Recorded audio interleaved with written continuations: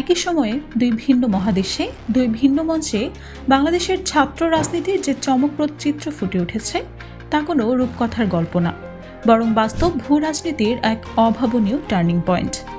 অগাস্টের গণ অভ্যুত্থানের পর নতুন বাংলাদেশের রাজনীতি যে কোথায় গিয়ে দাঁড়িয়েছে তার এক বাস্তব ঝলক আমরা দেখতে পাচ্ছি লন্ডন আর লাহোরের এই দৃশ্যপটে। আর এই দুই ঘটনার মাঝে লুকিয়ে আছে দক্ষিণ এশিয়ার ক্ষমতার সমীকরণ বদলে দেওয়ার এক গভীর ষড়যন্ত্র এবং একটি ঐতিহাসিক প্রতিশোধের গল্প। সুদূর যুক্তরাজ্যের বুকে অবস্থিত বিশ্ব রাজনীতির অন্যতম সবচেয়ে মর্যাদাপূর্ণ মঞ্চ অক্সফোর্ড ইউনিয়ন।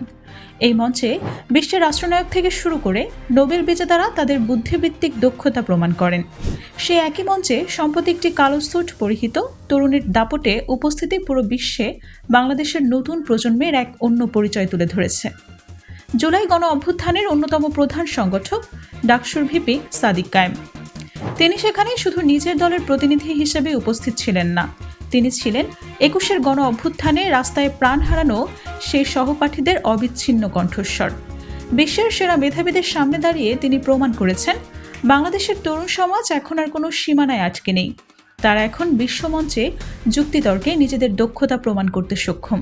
ঠিক একই সপ্তাহে ভৌগোলিক সীমানার অন্য প্রান্তে পাকিস্তানের লাহোর আন্তর্জাতিক বিমানবন্দরে অপেক্ষামান ছিল আরেকটি অভাবনীয় দৃশ্য।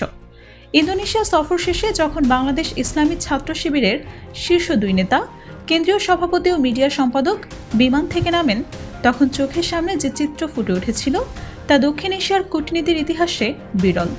রানওয়ে থেকে শুরু করে শহরের রাজপথ পর্যন্ত লাল গালিচা বিছানো ছিল, আকাশ থেকে ঝরছিল তাজা গোলাপের বৃষ্টি।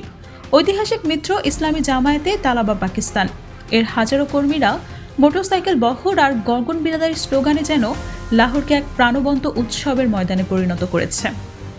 এটি কোনো সাধারণ ছাত্র সংগঠনের পরস্পর সাক্ষাৎ না, এর পেছনে কাজ করছে একটি গভীর কূটনৈতিক বার্তা। ১৯৪৭ সালে দেশভাগের পর যে কাঁটাতারের বেড়া দুই বাঙালিকে দুই ভিন্ন রাষ্ট্রে বিভক্ত করেছে, সে বেড়াকে অতিক্রম করে এক দৃশ্য মেলবন্ধনের প্রতীক হয়ে দাঁড়িয়েছে এই দৃশ্য।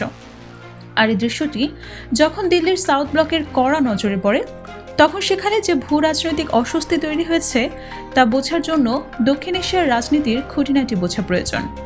কিন্তু এই চমকপ্রদ আন্তর্জাতিক অঙ্গনের সাফল্যের ঠিক বিপরীতে চোখ ফিরিয়ে যদি আমার দেশের ভেতরে প্রচলিত ছাত্র রাজনীতির দিকে তাকাই, তবে এক হাস্যকর ও করুণ চিত্রই আসে। দীর্ঘ ১৫ বছরের অবৈধ শাসনের পতনের পর এখন ক্ষমতার করিডোরে ঢোকার জন্য দেশের প্রচলিত ধারার ছাত্র সংগঠনগুলো, বিশেষ করে ছাত্রদলের মতো বড় সংগঠনগুলো যেভাবে নিজেদের মেতে আছে তা রীতিমতো লজ্জাজনক। তাদের রাজনীতি এখন আটকে আছে দলীয় হাই কমান্ডের গাড়ির পেছনে দৌড়ানো, প্রোটোকল সারার হিসাব নিকাশ আর নেতাদের নজর কাড়ার সস্তা মিছিলে। আন্তর্জাতিক কোনো ফোরামে দেশের প্রতিনিধিত্ব করার মতো বুদ্ধিবৃত্তিক যোগ্যতা বা ভাষাগত দক্ষতা তাদের নেতৃত্বে একেবারেই আসেনি। এই যোগ্যতার চরম ঘাটতি এবং নৈতিক দেউলিয়াপানার ফলেই এক প্রকার রাজনৈতিক ঈর্ষানশা তাদের গ্রাস করেছে। অক্সফোর্ডে সাদিক কায়েমের অবিচ্ছিন্ন বক্তব্য আর লাহোরে শিবির নেতার রাজকীয় সংবর্ধনা, এই দুটো ঘটনা তাদের ঘুম কেড়েছে। আর এই হতাশা থেকেই তারা এখন সোশ্যাল মিডিয়ায় সস্তা অপপ্রচারের নোংরা খেলায় মেতেছে। কেউ বলছে অক্সফোর্ড ইউনিয়নের অনুষ্ঠানটি ভুয়া, আবার কেউ পাকিস্তানের মাটিতে তরুণদের দেওয়া এই অস্বাভাবিক সম্মানকে ইতিহাসের কালো অধ্যায়ের সাথে জোরালো করার হাস্যকর চেষ্টা করছে। কিন্তু এই অপপ্রচারের পেছনের ইতিহাস সত্যগুলো যদি তারা জানত, তবে হয়তো নিজেদের এই হাস্যরক্ষকতা বুঝতে পারত। ১৯৪৭ সালের ডিসেম্বর মাস, উপমহাদেশ স্বাধীন হওয়ার মাত্র কয়েক মাস পর লাহোরের একটি ছোট্ট কক্ষে মাত্র ৩ জন তরুণ নিয়ে যে ইসলামী ছাত্র আন্দোলনের সূচনা হয়েছিল শতাব্দীর শ্রেষ্ঠ চিন্তাবিদ মওদুদীর নেতৃত্বে, আজকের এই ছাত্র শিবির তারই বিবর্তন। অর্থাৎ এই সংগঠনের জন্মই হয়েছিল লাহোরের মাটিতে। তাই লাহোরে তাদের গ্রহণ করা কোনো নতুন ঘটনা না, বরং এটি এক অবিচ্ছিন্ন সম্পর্কের পুনর্মিলন। যারা পাকিস্তান সফরকে বিতর্কিত করতে চান তাদের জানা উচিত এই সংগঠনে কখনোই ভৌগোলিক বা আঞ্চলিক বৈষম্য ছিল না। এর বড় প্রমাণ হলো ১৯৬০-এর দশকে যখন পশ্চিম পাকিস্তানের প্রভাবশালী নেতারা দাঁড়িয়েছিলেন, তখন মেধা ও নেতৃত্বের জোরে সমগ্র পাকিস্তানের কেন্দ্রীয় সভাপতির মর্যাদা পেয়েছিলেন এই ভূখণ্ডেরই সন্তান শহীদ মাওলানা মতিউর রহমান নিজামী। অর্থাৎ যে আদর্শিক প্ল্যাটফর্ম একসময় বাঙালিকে সমগ্র পাকিস্তানের ছাত্র সমাজের শীর্ষ নেতা বানিয়েছে, আজ সেই একই প্ল্যাটফর্মের উত্তরসূরিরা লাহোরে সম্মানিত হওয়াকে কেউ যদি রাজাকারী বলে চাপিয়ে দেওয়ার চেষ্টা করে, তবে তা ইতিহাসকে চরম অপমান করা হবে। হ্যাঁ, 1971 সালে পাকিস্তানের সামরিক জান্তা এবং তাদের দোসররা এই বাংলার মাটিতে যে নির্মমতা চালিয়েছে তা কোনোভাবেই ক্ষমার যোগ্য না। কিন্তু সে কয়েকজন সামরিক শাসকের অপরাধের দায় পুরো পাকিস্তানি জাতির ঘাড়ে চাপিয়ে দেওয়া এবং দীর্ঘ 5 দশক ধরে তাদেরকে শত্রু হিসেবে দাঁড় করানো, এটা ছিল একটা রাজনৈতিক কৌশল।